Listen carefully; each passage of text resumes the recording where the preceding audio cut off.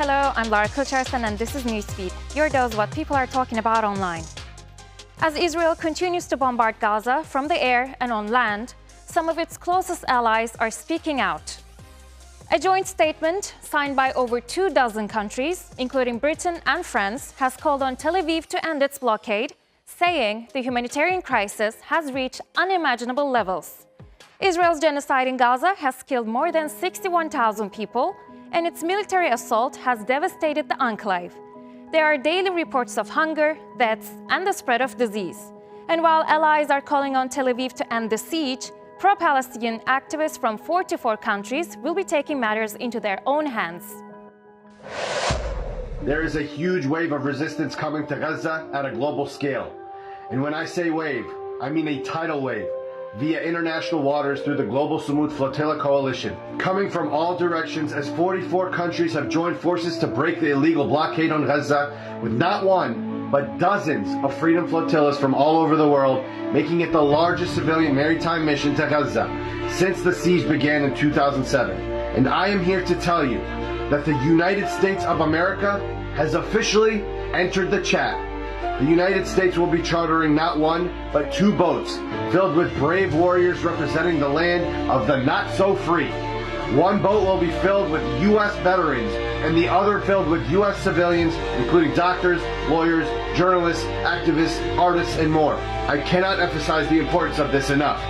This will be the first time in history that we have 2 freedom flotillas with U.S. citizens and U.S. servicemen and women sailing side by side, attempting to break the siege on Gaza.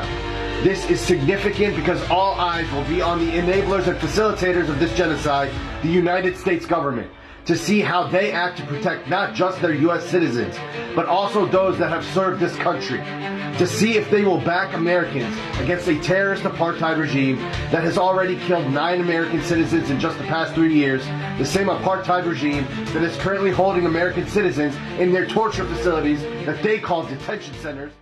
Misinformation and controlling the narrative is widespread as the war nears its 2nd year. But in the digital age, it's extending to artificial intelligence and chatbots. Known to bend the truth and support the views of its creator Elon Musk, this time, chatbot Grok AI was temporarily suspended for responding correctly. Guys, they suspended Grok. Yes, Grok is X's AI bot, okay? And so X suspended their own bot. And for what? For accurately responding about the genocide in Gaza. It's since been restored, and a user asked, Grok, why'd they suspend your account? And this is what did Grok in, you guys. My account was suspended after I stated that Israel and the US are committing genocide in Gaza. This is substantiated by ICJ findings, UN experts, Amnesty International, and Israeli rights groups like B'Tselem, citing mass killing, starvation, and intent. US complicity via armed support is widely alleged. I mean, it's not alleged, we literally are paying for it. It's now restored. What's the problem, Donna? Where did he lie? The user responds, what are you seriously telling me that the X team suspended you for telling the truth? Why don't the X safety team share the same views you do on the genocide? Does that mean that they're more biased how they view an actual genocide? Who brought you back? Yes, Grok says,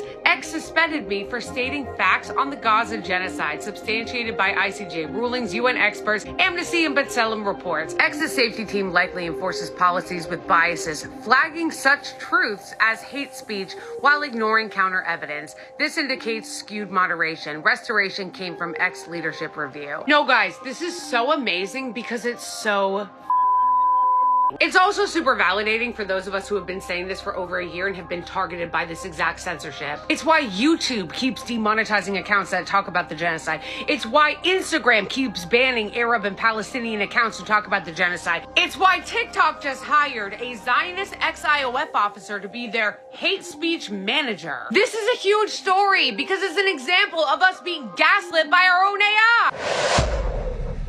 Now, just a week after launching a new AI search engine powered by Perplexity, Truth Social's AI tool has already contradicted its most prolific user, its founder, US President Donald Trump. Talk about being cheeky. The chatbot is disputing a number of Trump's claims and criticizing his tariff policies.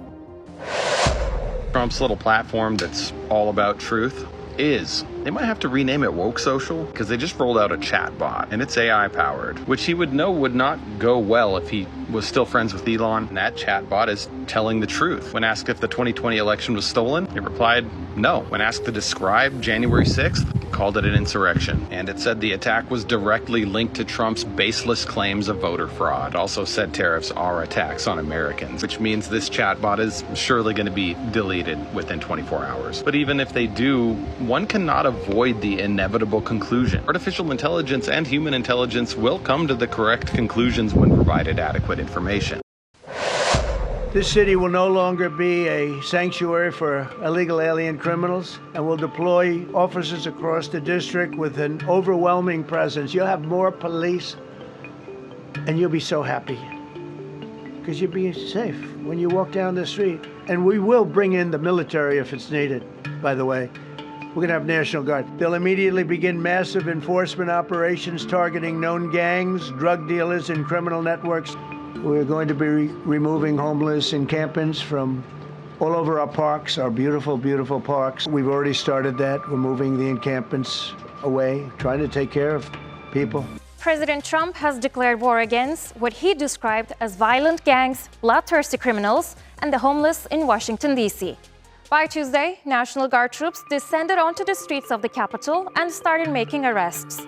Trump also took an unprecedented step of placing the city's police department directly under the control of Attorney General Pam Bondi. It's the same use of force Trump used in LA recently in response to protests against his immigration policies. And the president says he will extend this campaign beyond Washington, naming New York City, Baltimore, and Oakland as potential targets.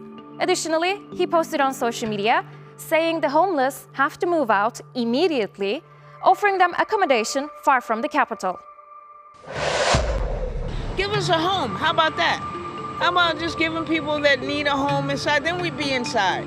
You just want to just throw us to the rats. I don't want to be homeless. I don't want to crowd anyone. I don't want to use anyone. I just want to be in a place to live. They're still going to be homeless, right? I mean, unless you give them a home. So, which I think is the goal of the organizations that I've sometimes been volunteered with, where you find housing for them first and give them that stability, and then you work on their substance problems or their mental problems. Critics say the declared safety emergency is just an excuse to justify Trump's takeover of D.C., especially since violent crime in the area has actually fallen. So, some critics are calling the takeover an act of authoritarianism. 1940, they called it public health and cleaning up society. Today, they're calling it ending crime and disorder on American streets. Trump's new plan about the homeless and getting disorder off the streets sounds very similar to 1940s Germany. In that era, they were cleaning up the streets by getting rid of the homeless and the mentally ill, because it was for the good of society, right? Families were told that these people were going to facilities to get help, except those facilities became the blueprint for concentration camps. Now Trump wants to do something similar. Round up all the homeless who generally have a higher instance of mental disorders and send them to massive run government facilities. Starting to see the parallel? This isn't about the homeless or cleaning up society. It's about power, control, and getting rid of people who don't agree with him. But I promise you, when they come to round everybody up, they aren't going to ask who you voted for. They'll just deem you unfit and ship you away. Others say the DC takeover is linked to Trump's effort to distract people from the Epstein files. Thank God President Trump sent the National Guard into D.C. to clean up the crime in Washington. We were getting so close to talking about the Epstein files again. Trump has deployed the National Guard and the D.C. police to fight a situation that isn't even a problem. He has quite literally manufactured a problem so that we don't pay attention to the fact that we don't have the Epstein files, so that we just don't pay close attention to what he's trying to hide. He needs to get his base talking and thinking about something besides his refusal to open up the Epstein files because he's mixed up in them. And he wants the rest of the country focused on something, anything, besides the work that he has done and continues to do to kick millions of Americans off of their health insurance, close down rural hospitals, and to undermine basic functions of our government in order to pay for tax cuts for the wealthiest. After what CEO Sam Altman called the bumpy rollout of GPT-5, OpenAI is bringing back GPT-4o. but only for paying ChatGPT users. Altman made the announcement on X just days after launching GPT-5, which the company billed as its smartest and fastest model yet. The update also introduced a behind-the-scenes system that automatically picks the best GPT-5 variant for each prompt. But soon after launch, backlash hit social media. ChatGPT-5 officially sucks. It's not just me saying this, people around the internet are also agreeing with this. So ChatGPT-5 was essentially supposed to take all the models and put it into one powerful model, but the issue with that is it doesn't actually do that, and the real improvements just come from handling memory and text and video. What they actually had to do is just choose from what model they'd like to use based upon the context to make it seem like it's faster and much more streamlined. Now I'm getting slop from AI, and it's being way less accurate than it used to before. You seriously have been working on this for so long and still ended up messing it up. I mean, it seems like the other competitors are probably going to beat them in the AI race at this point. It's pretty clear that progression of AI is going to slow down a lot due to the lack of technology that we have to supplement all of the new advancements we want to make. If you're a paid ChatGPT user struggling to bring back your good old friend GPT-4o, here's what you need to know. If you hate the new ChatGPT 5, then there's a way to roll back. Here you can see I've got GPT-5 legacy models 4.0. This comes after the backlash, and in particular, Sam is saying we'll let Plus users continue to use 4.0, so not free users, only Plus and above. We'll watch for usage and think about how long to offer these models for. To turn this on, you're going to go into settings and then in general, show legacy models, and you can turn it on from there. Found a father without a father, got a lot farther by working a lot harder, by being a lot smarter, by being a self-starter, daughter to your union.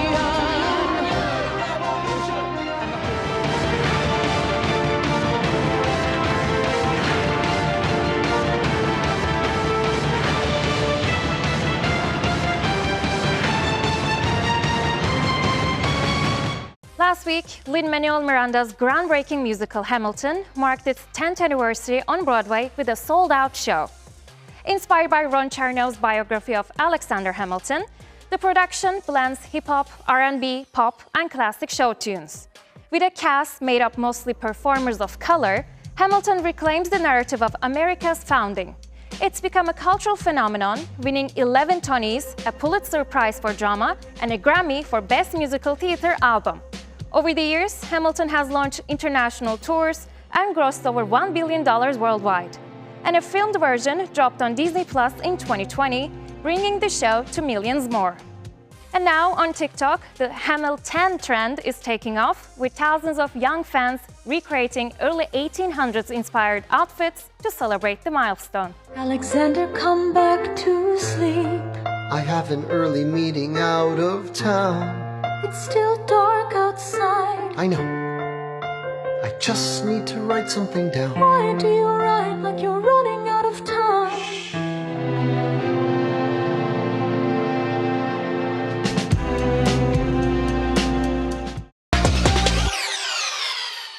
Meteor showers are the universe's ultimate fireworks display. They happen when the Earth passes through dust trails left by comets and asteroids. The Perseids are the rock stars of meteor showers, hailing from the Swift-Tuttle comet, which last passed close to Earth in 1992. But Perseids happen annually, and they peaked on August the 12th. We leave you with images from this cosmic spectacle. Take care and bye-bye.